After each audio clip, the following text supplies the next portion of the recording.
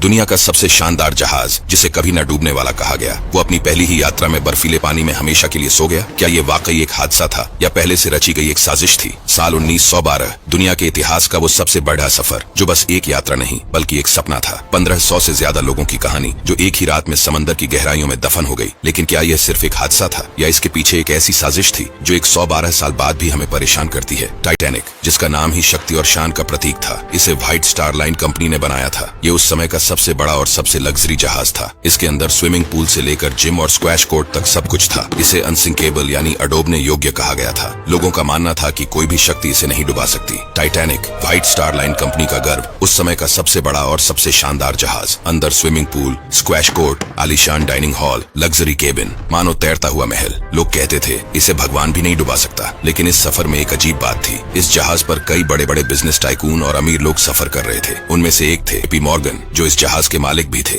लेकिन उन्होंने आखिरी वक्त पर टिकट कैंसिल कर दिया। क्यों? वो रात जब सब कुछ बदल गया, 14 अप्रैल 1912, अटलांटिक महासागर में चांदहीन, ठंडी और बेहद शांत रात। टाइटैनिक तेज रफ्तार में दौड़ रहा था, जबकि कप्तान को कई बार बर्फीले पहाड़ों की चेतावनी दी जा चुकी थी। रात 11:40 आगे नजर आया एक विशाल आइसबर्ग। अलार्म बजा, जहाज मोड़ा गया, लेकिन देर हो चुकी थी। आइसबर्ग ने 6 जगह से जहाज को फाड़ दिया। ये जहाज सिर्फ 4 हिस्से डूबने तक टिक सकता था। 6 हिस्सों में पानी घुस चुका था। अब बस 2.5 घंटे की जंग बाकी थी, जिंदगी और मौत के बीच। ये वो मोड़ है जो कहानी को रहस्य में बदल देता है। क्या आप जानते हैं कि टाइटैनिक का एक जुड़वां भाई भी था? उसका नाम था RMS ओलंपिक। 1911 में ओलंपिक एक और जहाज से टकराकर बुरी तरह क्षतिग्रस्त हो गया था। मरम्मत में करोड़ों का खर्च आता और कंपनी की हालत खराब थी। यहीं से शुरू होती है बीमा घोटाले की थ्योरी। कहा जाता है कंपनी ने दोनों जहाजों को बदल दिया। लोगों को लगा कि वे नए टाइटैनिक में सफर कर रहे हैं, लेकिन असल में वो पुराना डैमेज हो चुका ओलंपिक था। योजना थी उसे डुबोकर इंश्योरेंस का पैसा वसूलना। और सुनिए, JP मॉर्गन ने सफर रद्द किया, लेकिन उनके 3 बड़े बिजनेस राइवल उसी यात्रा में सवार थे।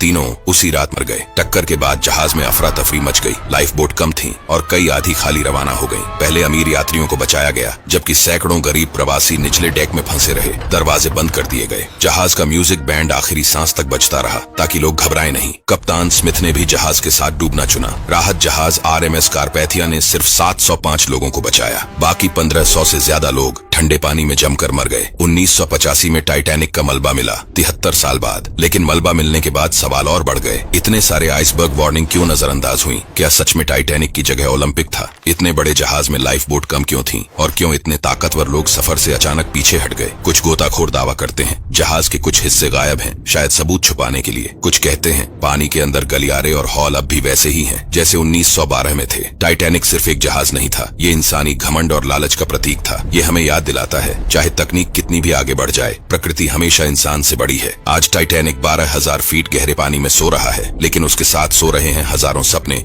अधूरी कहानियां और वो लोग जिन्होंने आखिरी सांस तक जंग लड़ी। सवाल आज भी जिंदा है, क्या ये एक हादसा था या इतिहास की सबसे बड़ी साजिश? वीडियो को लाइक शेयर जरूर करना।